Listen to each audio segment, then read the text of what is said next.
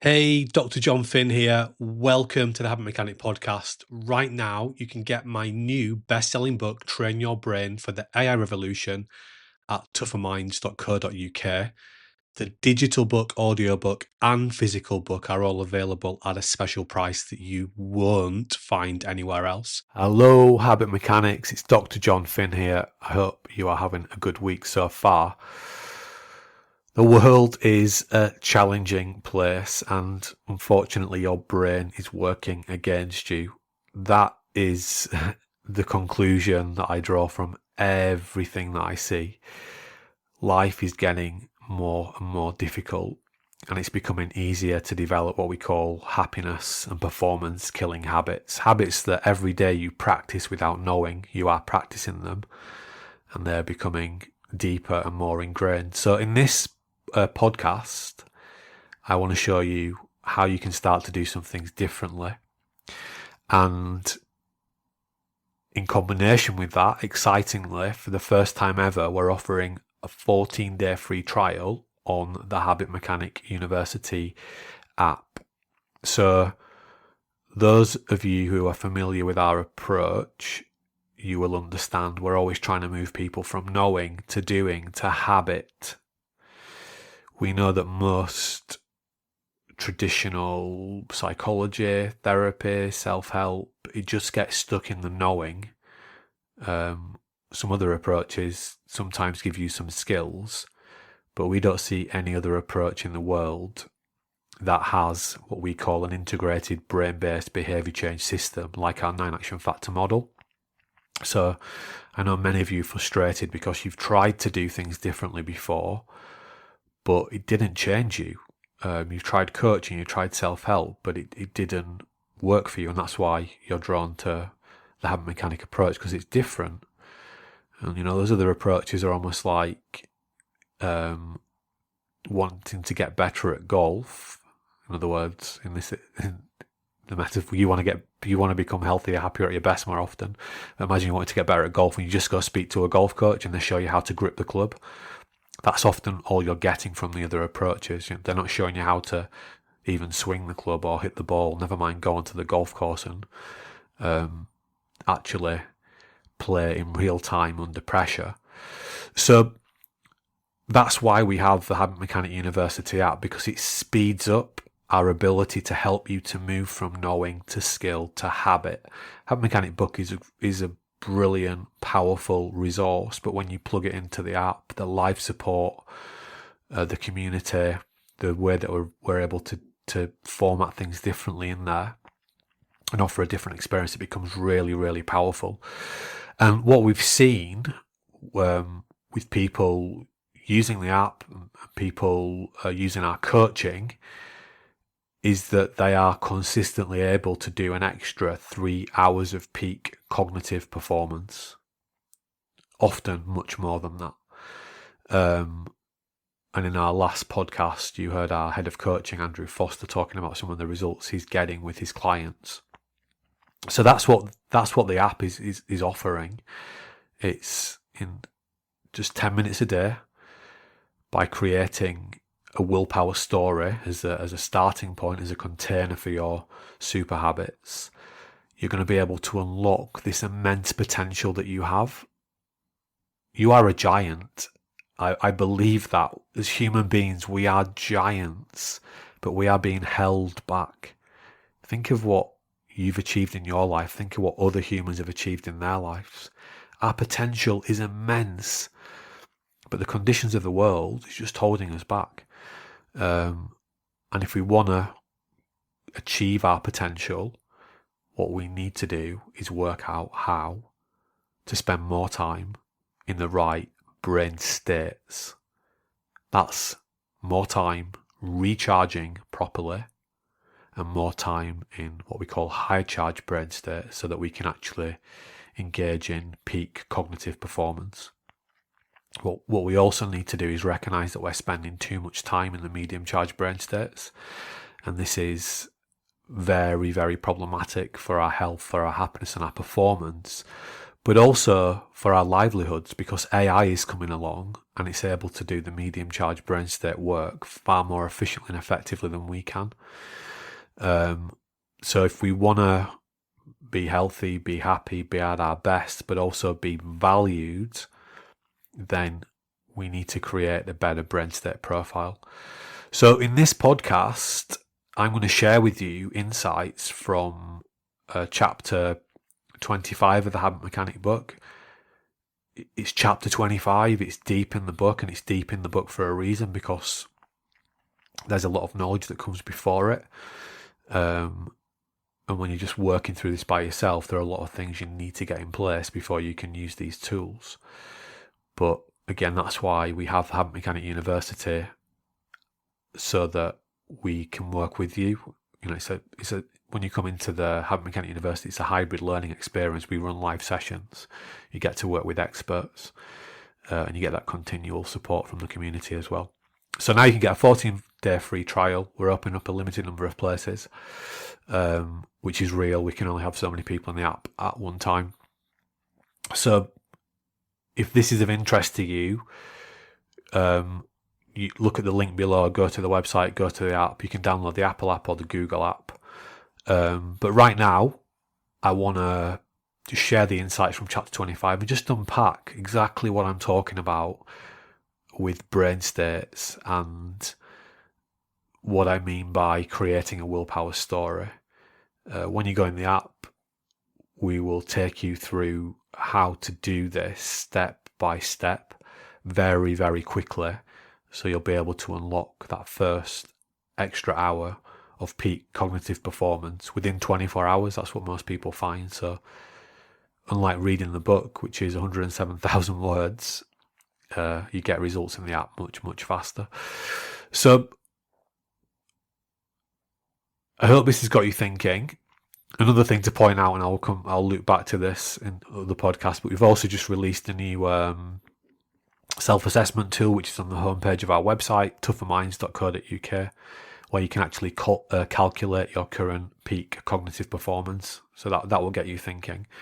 So I'll link that beneath this podcast as well. But here we go. You're going to learn about how to start optimizing every 24-hour period. But again, the knowledge is just the starting point. If you want to actually put this into practice and you want to build better habits in these areas, then just take us up on the free offer of the 14-day free trial. If it doesn't work for you, you don't pay anything. I mean, it's as simple as that.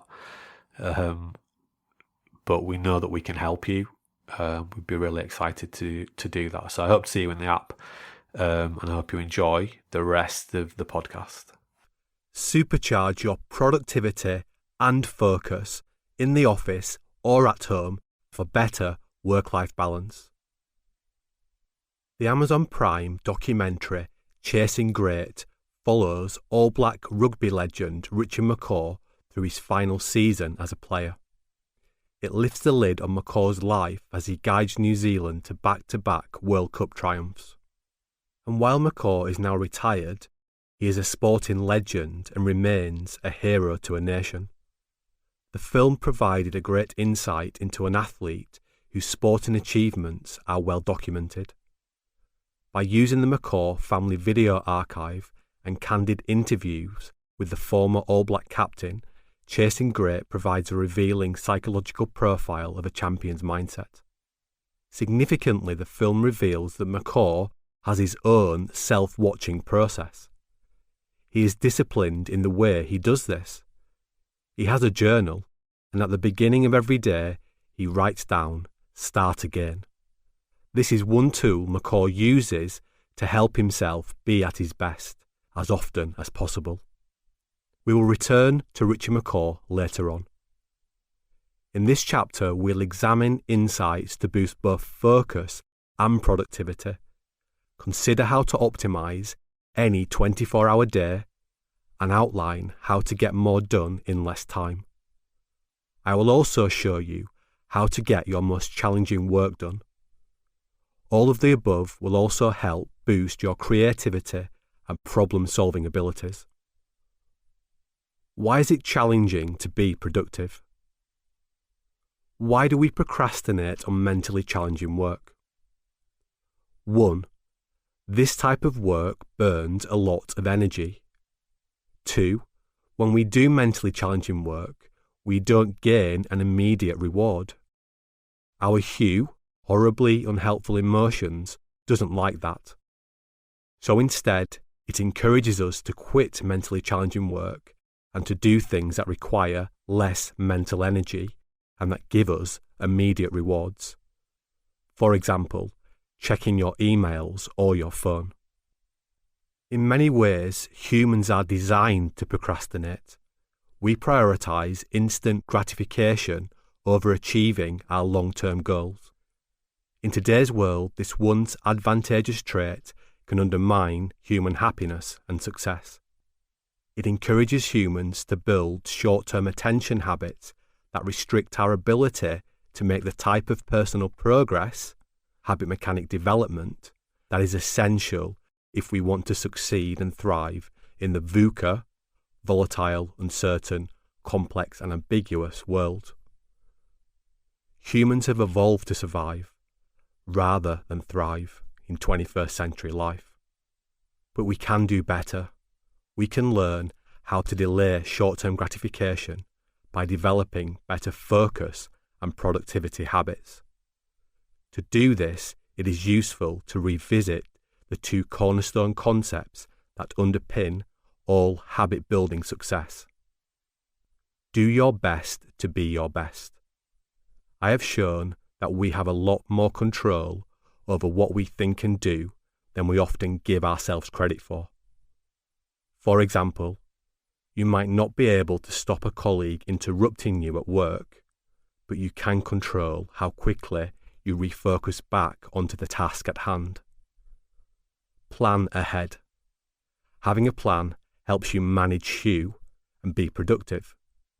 For example, it will be much easier to have a productive day or week if you have planned how to achieve this. Uncontrollable events happen to us all the time. But these two concepts, doing your best and planning ahead, help you keep hue in check. Now I will show you a range of habit mechanic tools you can use to boost your focus and productivity.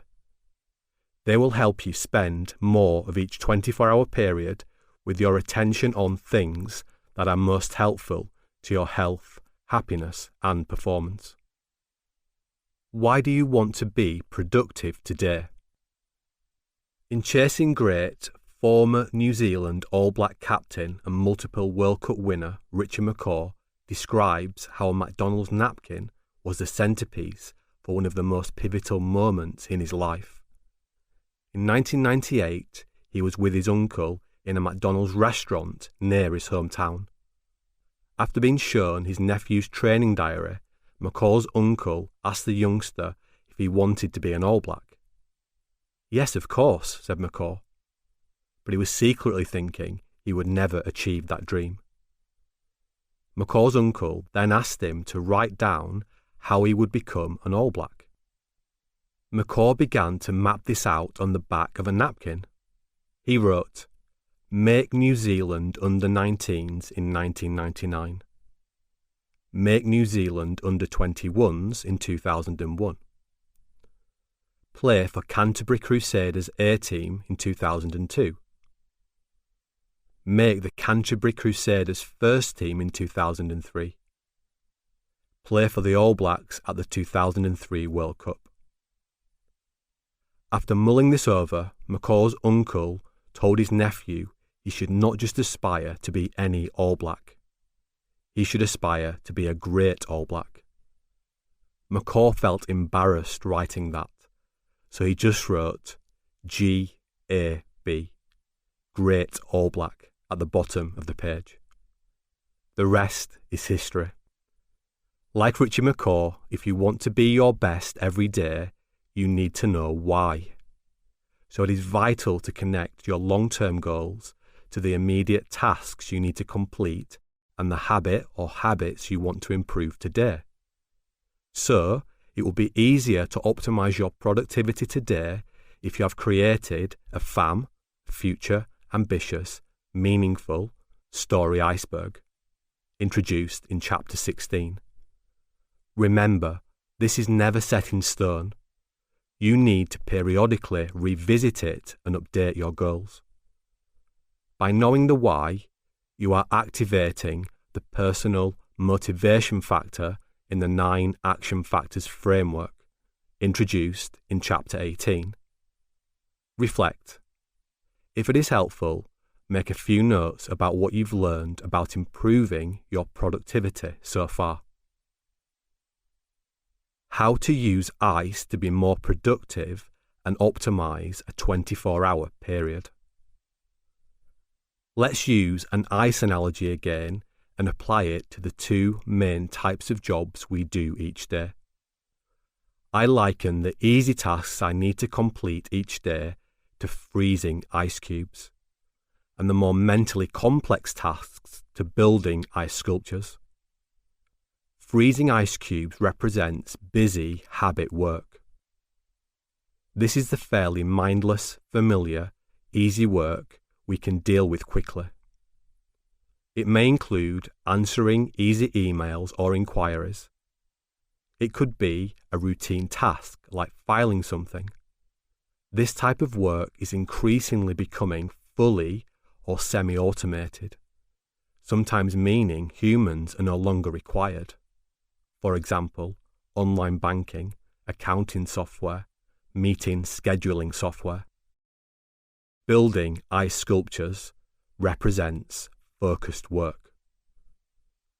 This is creative, innovative, problem-solving and mentally challenging work. It could involve creating new products or writing long reports. This type of work is typically not completed in one sitting. Humans are increasingly valued for their ability to do this type of work because it is not easily automated. Reflect. If it is helpful, make a list of your daily ice cube tasks and a separate list of the ice sculpture tasks you are currently working on. We can charge up our brains to be more productive. Imagine your brain is like a battery that has 3 specific operating states or modes.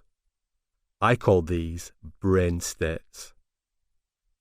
This concept is connected to the 9 action factors brain state factor, which I introduced in Chapter 18. Brain state 1, recharging. In any 24-hour period, we need to do some recharging. This includes sleeping, relaxing, eating, and for some people, light exercise. Effective recharging activities will be individual to you. To work out what recharges your brain, do some personal research. Brain state 2, medium charge. We use this brain state to do simple, familiar, and largely undemanding tasks, freezing ice cubes. In other words, anything that is mainly a habit and therefore requires minimal conscious effort. People sometimes call this busy work. Brain state 3, high charge. This is the most valuable brain state. We need this to do clever, focused, creative, and problem-solving work, building ice sculptures. However, high charge is a limited and precious cognitive resource. It rapidly runs out. There is an interdependence between these 3 brain states.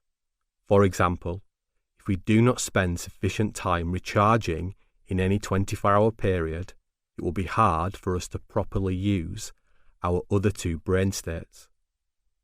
Also, in the recharge and medium charge brain states, you are still subconsciously working on high charge tasks. For example, this is why a solution to a difficult problem you have been working on sometimes comes to you after a good night's sleep, or in the bath, like Archimedes' eureka moment. Switching off can create insight. Of the 3 brain states In any 24-hour period, we should aim to use the recharge brain state the most. The next most used state is medium charge. We spend the least amount of time in any 24 hours in a high charge state. Your pyramid of brain states. Think of the relationship between your brain states as a pyramid. The foundation is recharge, the middle section is medium charge, and the tip is high charge. To optimize your productivity, creativity, and problem-solving abilities, you need to strike the right balance in your use of all three brain states. Here is a personal example for a working day. For me to optimally use a 24-hour period on a working day, I need to spend about 11 to 12 hours in recharge brain states, including sleeping, relaxing, exercising, eating, etc. Spend approximately 7 to 8 hours in medium charge brain states, both personal, home life, and work related, doing fairly mindless, easy tasks, and spend the least amount of time, about 4 to 5 hours, in high charge states, doing challenging, demanding, clever, problem solving work. Doing this allows me to do valuable sessions of high charge work 5 or 6 days a week. I also aim to have at least 1 day per week where I do no high charge work and really focus on recharging my brain batteries. This is essential if I want to perform to my potential, because focus, creativity, and problem solving are crucial for me to do my job well. These timings are personal, but they are also fairly typical for most people I've worked with. But everyone's life is different, and you will need to work out your own timings via some personal research. Unlike the lottery, there is no rollover. If I do not achieve 4 to 5 hours of high charge work today, I cannot carry it over to tomorrow. That is, do 8 to 10 hours of high charge work in 1 day. Nobody can. That is not how brains work. That is why it is important for us to achieve the high charge state every working day, so that over an extended period we can build up time during which we're highly effective and productive. There are many myths about the rest and work habits of famous people. Margaret Thatcher, the UK's first female Prime Minister, said she only slept for 4 hours per night. If that's true, we must question how helpful this was for her day-to-day performance and long-term health. Winston Churchill's sleeping habits are also well reported. It is said the former UK Prime Minister only slept for 5 to 6 hours per night. What is less well conveyed is that he often had several power naps during the day. In the book, Churchill, by himself, he is reported to have said, "You must sleep sometime between lunch and dinner, and no halfway measures. Take off your clothes and get into bed. That's what I always do." It is easy for your hue to get drawn into anecdotal stories that tell us we can get by without much sleep or relaxation time. But if we look at the science, it is very clear. Sufficient rest and recovery is vital for our health, happiness, and performance. Without it, your brain does not work properly in the short or long term. Please do some personal research and work out the optimal amount of time you need to spend in high, medium, and recharge brain states during the course of 24 hours to help you be your best. This will be different for work days and non-work days. For example, if I work, which is a mixture of high and medium charge activities, for more than 12 hours each day, it will have a negative knock-on effect for the next day. If this continues throughout the week, doing any sustained, mentally challenging work on Friday, the final day of my working week, will be difficult.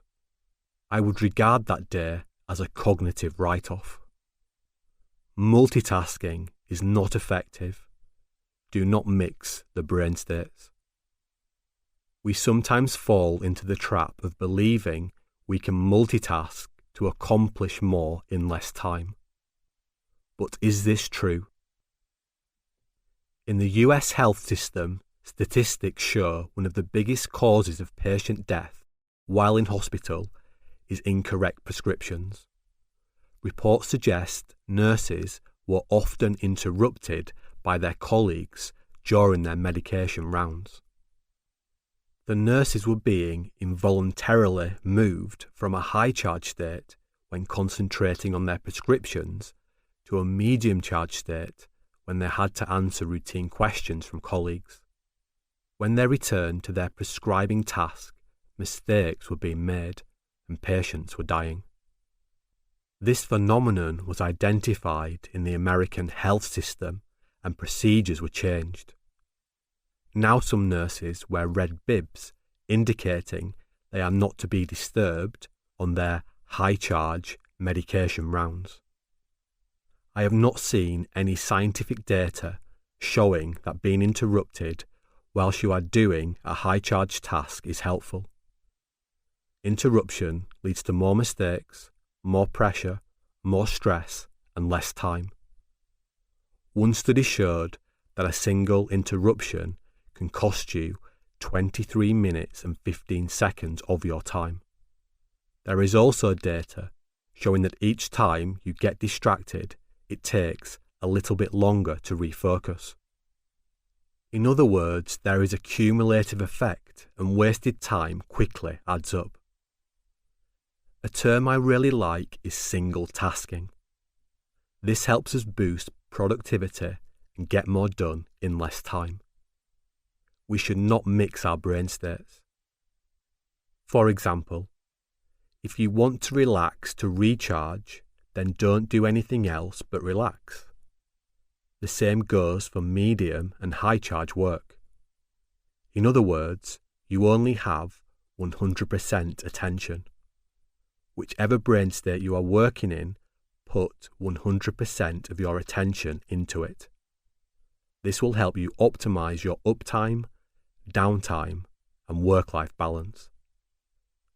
Habit mechanics frequently report that following this advice and using the tools I am about to show you, in combination with other tools I have already shown you, saves them at least 1 hour per day. This includes me. Test.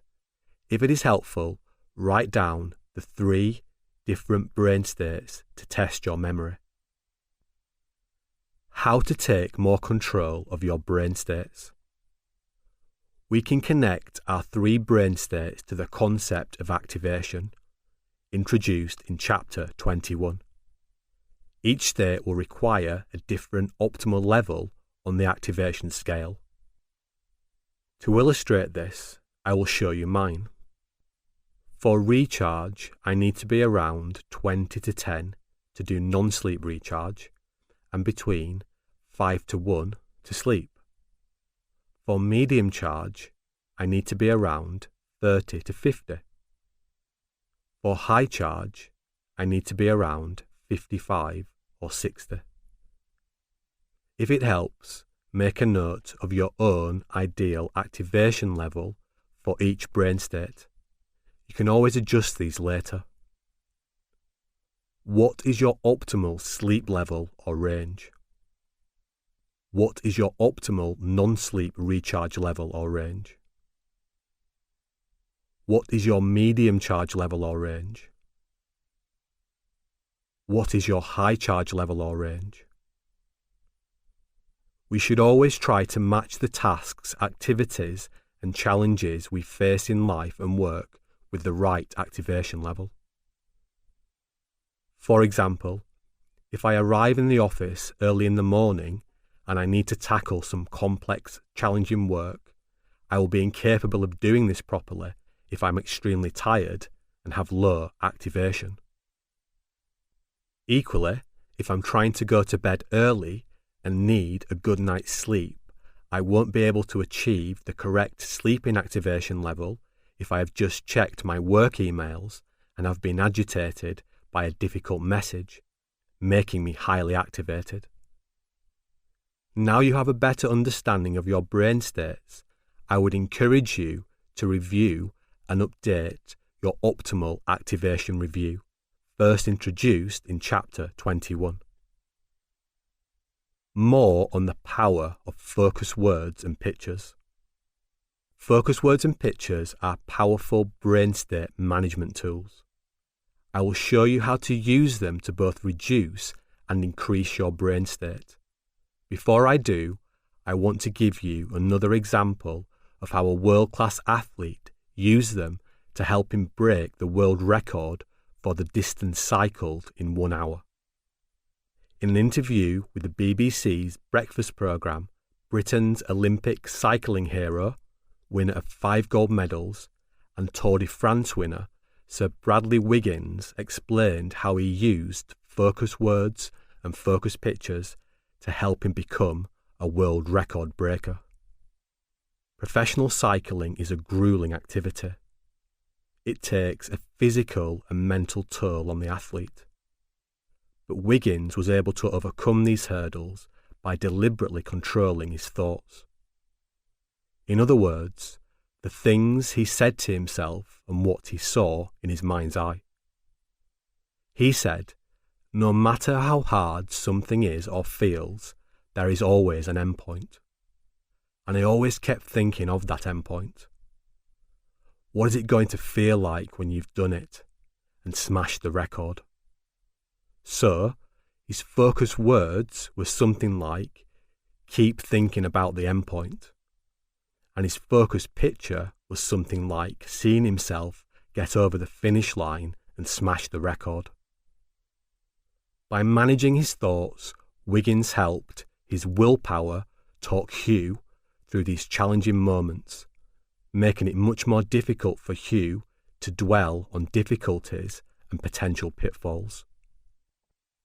Many successful individuals use these mental skills to overcome adversity and personal challenges and to be successful. We can all benefit from the same skills, and they are essential for becoming a habit mechanic. How to optimize your recharge brain state. We have already outlined a great deal of information about diet, exercise and sleep. Des. This has been done very purposefully to help you optimize your recharge state.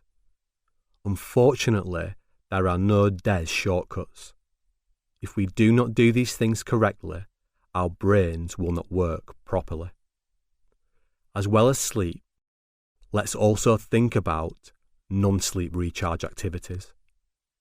To understand this, we need to consider where we need to be on the activation scale to achieve non-sleep recharge. This is your target non-sleep recharge activation level you wrote down earlier. Mine was 20 to 10. Securing high-quality recharge feels more challenging than ever, because in the context of the learning war, the temptation is to always be on. Smartphones, for example, are constant barriers to securing good quality non-sleep recharge.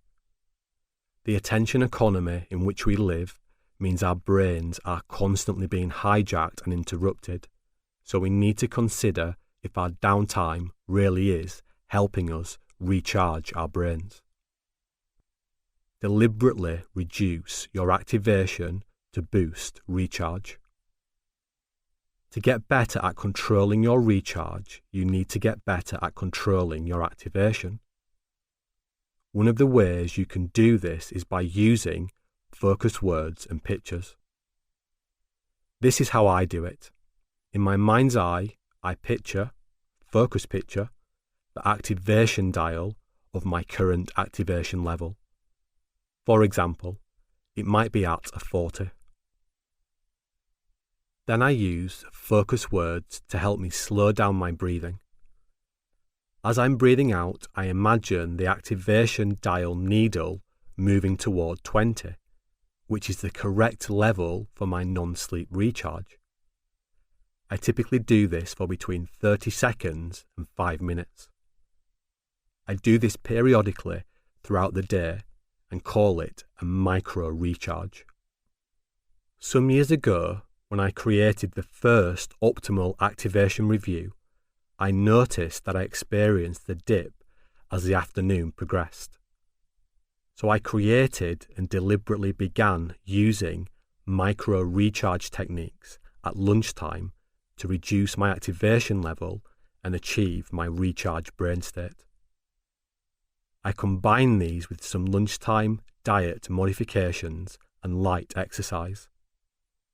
Now, when I return to my desk after lunch, I'm in a better state to do my work efficiently and effectively because my brain has been refreshed and recharged. Help willpower calm Hugh. Let's consider how this looks inside your lighthouse brain. Because downtime can be boring, Hugh can get distracted by worries and threats or by looking for something more interesting to do.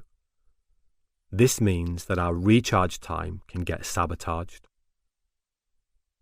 Simply being aware of this means we can proactively respond. To make it more difficult for Hugh to disrupt my downtime, I help willpower create a plan. So, when Hugh calls my willpower for help, for example, to make it aware of a worry, or to help Hugh get my smartphone out to relieve boredom, it is ready. My willpower knows I have designated this period for non-sleep recharge. So when Hugh signals willpower, it coaches Hugh to focus on reducing activation by using the pre-planned focus words and pictures micro recharge technique.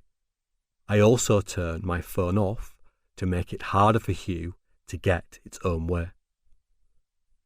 When I don't have such a detailed plan for recharge, I can quickly find myself moving into high or medium charge brain states, meaning I am not able to secure the high quality recharge time I need to function at my best. Reflect. If it is helpful, plan your own non-sleep recharge focus words and focus pictures. How to optimize your high charge brain state. The high charge brain state is the most precious resource we have in the VUCA world. High charge helps us do clever, focused work so we can solve problems, be creative, and innovate. Using this resource efficiently and effectively is vital in helping us to be our best so we can achieve the meaningful goals that make us feel good about ourselves. In our terms, high charge is about creating ice sculptures. Many of us will have to-do lists. We can extend and expand these to make them even more powerful for us. Label the different tasks on your list as being either ice sculptures or ice cubes. Set yourself a specific amount of time to work on each task on the list. Add habit mechanic activities to your list. For example, walking breaks, non-sleep recharge activities, daily 3-to-1 reflection, daily tea plan. This enhanced list is one quick way to help us take responsibility for what we can control and plan ahead, but we can go much further. A lesson on how to focus from elite sport. Another way to gain the most from high charge states relates to our physical environments. In our work, we are often surrounded by distractions. Many office spaces are open plan, so colleagues can attract our attention easily. But whether working in the office or at home, we can also be distracted by our smartphones, emails, and thoughts. Sometimes we think there is little we can do to control these distractions, and we are unable to improve our productivity in these contexts. In reality, we can do more to plan ahead and take responsibility for being our best. To understand how, let's return to the story of Richard McCaw. We can learn a great deal about controlling our attention from the processes he followed before a game. At another point in the Chasing Great documentary, McCaw explained part of his pre-match routine. He wrote down both the physical actions and the types of beneficial behaviours he needed to achieve during the chaos and confrontation of Test match rugby. He did this in the morning, well ahead of kick-off. He wrote things relating to how he wanted to play, such as get involved early, work rate, and get up and go. He also wrote words relating to his conduct and demeanour as the captain and leader of an iconic team, such as calm, clear and decisive, and presence. He regularly wrote down the same words, because writing them meant he was far more likely to do them. This example further reinforces the power of planning, which helped McCaw regulate his emotions. He made it easier for willpower to help Hugh pay attention to helpful things on the rugby field. McCaw knew if he didn't do this, Hugh would have been more likely to get distracted by mistakes and unfair decisions, making it harder for him to perform to his potential. By planning ahead, you too can get much greater control over how Hugh responds to your environment. Planning ahead gives you more control over how quickly you refocus by making it easier for willpower to get Hugh's attention back onto what is most helpful. The willpower story. To help you plan ahead and take more control in your daily life, I have created the willpower story. This habit mechanic tool helps you plan to control your attention so you can better control the controllables. By creating daily willpower stories, it will be easier to keep your Hugh calm and get more done every day. Please see figure 25.7 in the accompanying PDF for a visual of a blank willpower story template. At the end of each day, I complete my willpower story for the following day. I begin by deciding when I will get up. Then I plan what time I will go to bed. This sets a time frame for the following day, so I know how much time I have to get things done. Within that time frame, I can plan the various tasks and activities I have to do: work, family, social, relaxation, using different habit mechanic tools. I can categorize tasks as freezing ice cubes or creating ice sculptures. This helps me think about the different brain states I will need.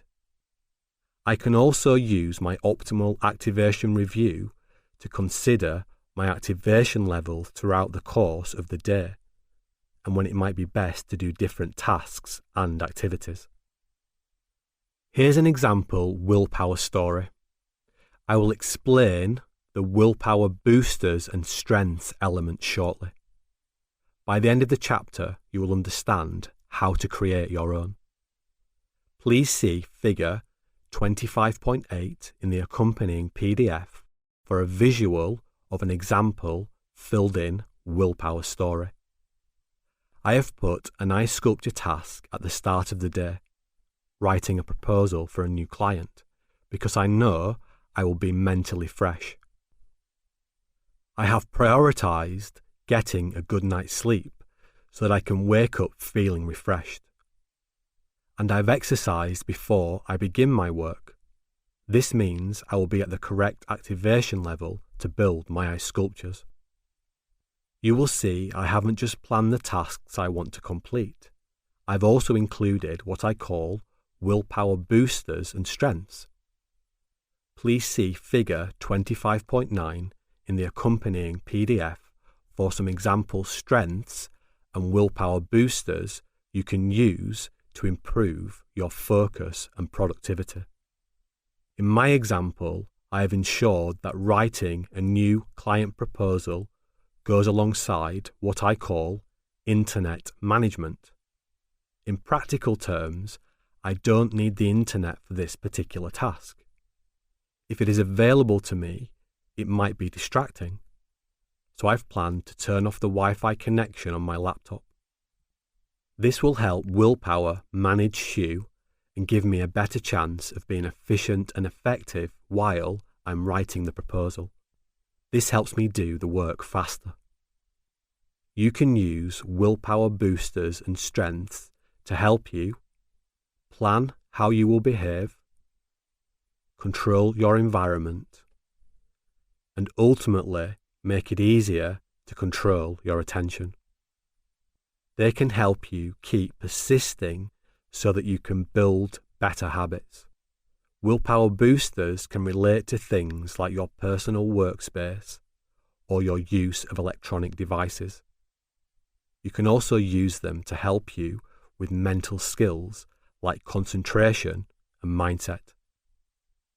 When I first created them, the willpower story tools acted like stabilizers to help me develop excellent productivity habits.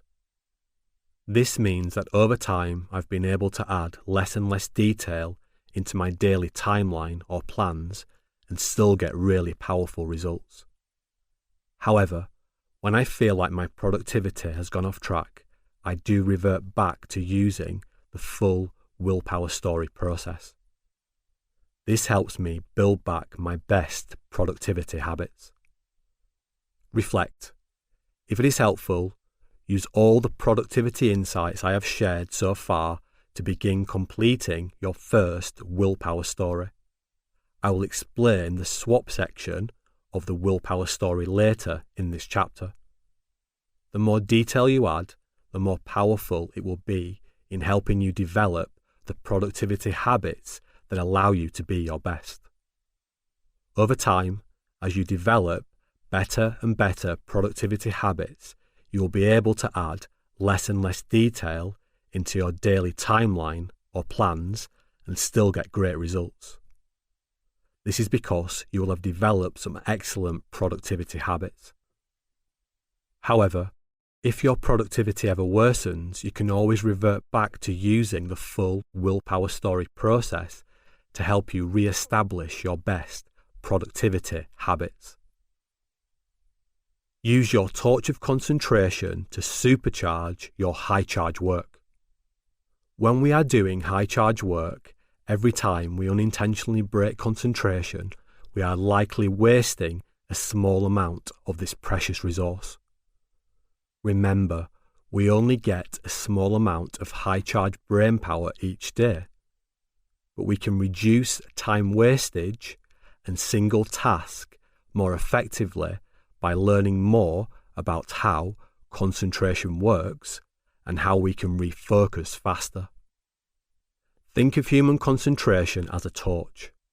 We only have a limited amount of battery charge. Also, think of your concentration on a continuum, where one end is very narrow, focused like a spotlight, and the other end is very broad, like when we use our peripheral vision. We can all learn how to focus our concentration in different ways, moving from very broad to very narrow and vice versa. To understand more about concentration, we can learn from a BBC documentary on tennis superstar Serena Williams. Williams has won every major Grand Slam tournament multiple times. One section of the documentary showed her facing an opponent getting the better of her in a key match.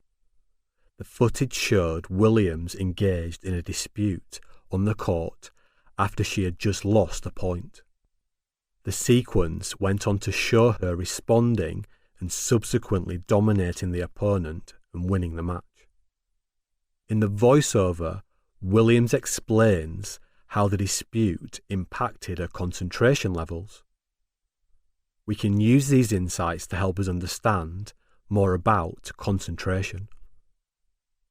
Neurobiologically, concentration has 3 parts. Part 1. Switch on your brain in the same way you switch on a torch.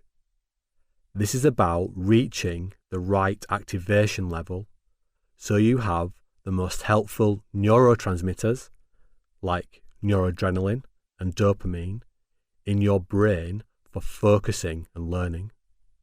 Serena Williams can aid our understanding here. She says she plays better and hits good shots when an opponent makes her angry.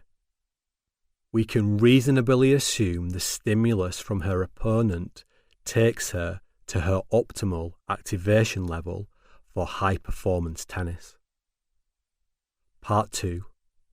Focus your attention on what you want to achieve, which requires you to activate your hack brain, specifically the dorsolateral part of the prefrontal cortex. To do this, Williams talks about following up on her feelings of anger by specifically talking herself through and focusing on the actions she is going to take. In Williams' example, she is talking herself through the process of moving from the baseline and attacking the ball. To focus your attention in a work context, you could write down your goals. For example, in the next hour, I will 1. First, turn my phone off to help me focus. 2. Finish the report I am working on. 3. Write a draft email about this report to my client.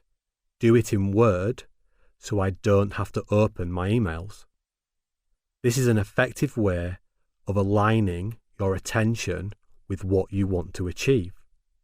It is why I strongly encourage you to create a willpower story. That is to have clear goals for your day. Part 3. Sustain and refocus your attention. To do this, you need to activate a specific part of your hack brain called the orbitofrontal cortex. Having a refocus plan will help you do this, making distractions less problematic and less time-consuming. To help me refocus, I plan to use specific focus words and pictures, which I will explain shortly. But again, we can learn from Williams here. For example, to sustain her focus, she suggested she used focus words like move up and attack the ball. Using focus words and focus pictures to refocus. When I feel I need to refocus my concentration, in my mind's eye I picture, focus picture, a spotlight focusing back onto the task at hand. The words, focus words, I say in my head are, come on, get on with it. This means whenever I become distracted, I am only in this state for 30 seconds or so, rather than minutes. By refocusing faster, I am saving time and increasing my productivity levels. By the end of the day, this technique can save me 15 to 20 minutes. By the end of the week, I could be hours better off. Small changes add up. People I've worked with tell me they've found the following focus pictures effective for refocusing. A torch, a magnifying glass, a microscope, a telescope. their eyes emitting laser beams onto their work. Refocus word examples. Refocus. Keep going. Cue. Stop it. Reflect. If it is helpful, write down some focus words and focus pictures you can use to help you refocus. The Focused Practice Framework. Another tool you can use to supercharge your high charge work is the Focused Practice Framework. I will show you how to use this in Chapter 26. How to optimize your medium charge brain state. Arguably, for most people, medium charge brain states are the easiest state to achieve in the VUCA world. But this means we can spend more time in them than is helpful. Because of this, we need to be mindful of using our daily medium charge brain state capacities efficiently and effectively to complete our daily ice cube tasks at work and in our home lives. In my willpower story example, I deal with ice cube jobs, for example, replying to emails, simple phone calls, etc., in the afternoon because my natural afternoon brain state is more suitable for work of this type. And because I have planned and committed to doing these tasks, I have a much better chance of completing them efficiently and effectively. You can plan when you will complete your ice cube jobs on your daily willpower story. Look for the biggest challenge in your day. The most challenging part of your day, that is, when it is most difficult to do what you need to do, might not always be the same. But many people find there is some level of consistency in what they find challenging. The Optimal Activation Review, from Chapter 21, is a powerful tool to help you identify this. For example, your biggest challenge might be one of the following: achieving the correct activation level to work efficiently in the morning, achieving the correct activation level to work efficiently after lunch, achieving the correct activation level to get a good night's sleep. In my own case, the Optimal Activation Review showed the biggest challenge during my day came immediately after lunch. In the accompanying PDF, in Chapter 21, Figure 21.6, notice the big mismatch between the X's and the O's at this time of day. I felt drowsy after eating. This was not ideal if I needed to work efficiently on my medium charge tasks in the afternoon, so I needed to address the situation. The foods I ate for lunch were not helping me be productive in the afternoon, so I changed my diet slightly. I also sometimes had to attend work lunches with colleagues or clients. I felt it polite and proper to stay for the duration of the meal. If and when these lunches happened, I was often unproductive in the afternoon and sometimes had to catch up on work at weekends. So, I created a plan to help me successfully manage the situation. I used the swap cycle for this. Remember, this entails self-watching and making an aim and plan. There is a space at the bottom of the willpower story template to do this. Here is my specific plan. My aim was to complete my afternoon to-do list after lunch.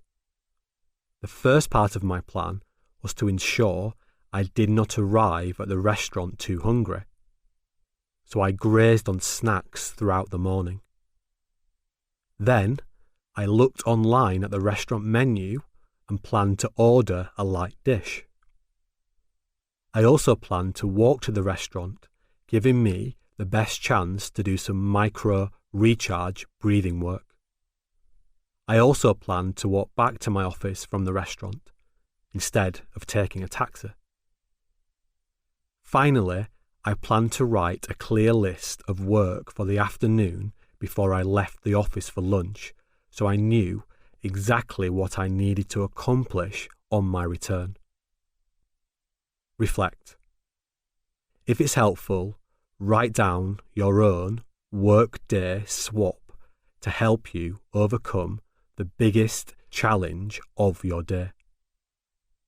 You can use your willpower story to do this. Building better focus and productivity habits. I want you to think of one small thing you can change to be more productive, so you can get better at optimizing every 24-hour period. These reminders might be helpful. 1. Understand why you want to be productive today by connecting the work you need to get done with your big long-term goals, your FAM story. 2. Use willpower stories to optimize your brain states. 3. Build better DES habits. 4. Use downtime to deliberately recharge. 5. Plan to create ice sculptures. 6. Use willpower boosters and strengths to help you accomplish complex, clever work and to help you switch off. 7. Use focus words and pictures. 8. Use the swap cycle to manage and overcome your greatest daily challenge. Add any areas of improvement you have identified and new habits you'd like to build to your Me Power wish list. Build the habit. Next, if it is helpful, identify one habit you'd like to prioritize developing to improve your focus and productivity. This will be your aim. My example aim is, every lunchtime, focus on my breathing for 5 minutes as I am walking to get my lunch. This will help me secure more micro recharges. If you want to work on a productivity boosting habit, write down your aim. Once you have a clear aim, it might be helpful to revisit the How Hugh Hinders Change self-reflection tool in Chapter 20 to help you think about how Hugh might try to stop you from building this new habit. To create a habit building plan that activates the 9 action factors and supercharges the habit building process, answer these questions. 1. Describe the small, specific, new helpful habit that you want to build. Your aim. Example answer. Every lunchtime, focus on my breathing for 5 minutes as I am walking to get my lunch to help me secure more micro recharges. 2. Describe what you currently do, your unhelpful habit, instead of the new helpful habit you want to build. Example answer. Typically, Hugh would be focusing on threats, for example, work problems, and looking for interesting things to do, for example, checking my phone. 3. Describe what reminds or triggers this unhelpful habit. Example answer. Hugh and my phone. 4. Describe how you will remind yourself, trigger, to practice your new habit daily. Example answer. Plan it into my willpower story. For example, 5 minutes of focused breathing every lunchtime. Keep my phone on airplane mode as I am doing focused breathing. Time the 5 minutes on my watch. 5. Describe the new knowledge and skills you will need to help you secure your new habit. Example answer. I already know what to do. 6. If it is helpful, describe where and how you will acquire the new knowledge and skills you need. Example answer. I already know what to do. 7. Describe in detail why you want to build this new habit. Example answer. Help me to be efficient and effective in the afternoons. Give me a better chance of being my best so I can perform well in my job, help colleagues, and free up time to spend with my family. 8. Who can you ask to help you build your new habit? Ideally, they will also be building the same or similar habit at the same time. Example answer. Tell my team about this and invite others to give it a try. 9. What will be the reward for building the new habit? Remember, rewards can be internal, external, or social. Example answer. I will feel better about myself. I will have a better chance of getting the promotion I want. I will be better able to help colleagues. I will get to spend more quality time with my family. 10. What will be the cost or penalty for not building the new habit? Example answer. The opposite of the rewards I describe above. Congratulations! You now have a robust plan to build a new productivity boosting habit. So I hope that's got you thinking and excited about your potential. And if you want to move beyond just knowing and having a few ideas in your head, then take us up on the 14-day free trial in the Habit Mechanic University app. Get it from the App Store, Apple, or the Google Play Store. Go to our website. You can get the details from there, download it from there. Also, if you're thinking, I need to know where my current peak cognitive performance levels are right now, then go to our homepage, tougherminds.co.uk, and use the calculator, and that will get you thinking. So I will see you in the app, and there will be more podcasts coming soon. Bye for now. Thanks for listening to the Habit Mechanic podcast. If you liked it, please subscribe and tell someone else about one of the ideas or insights that you found most interesting.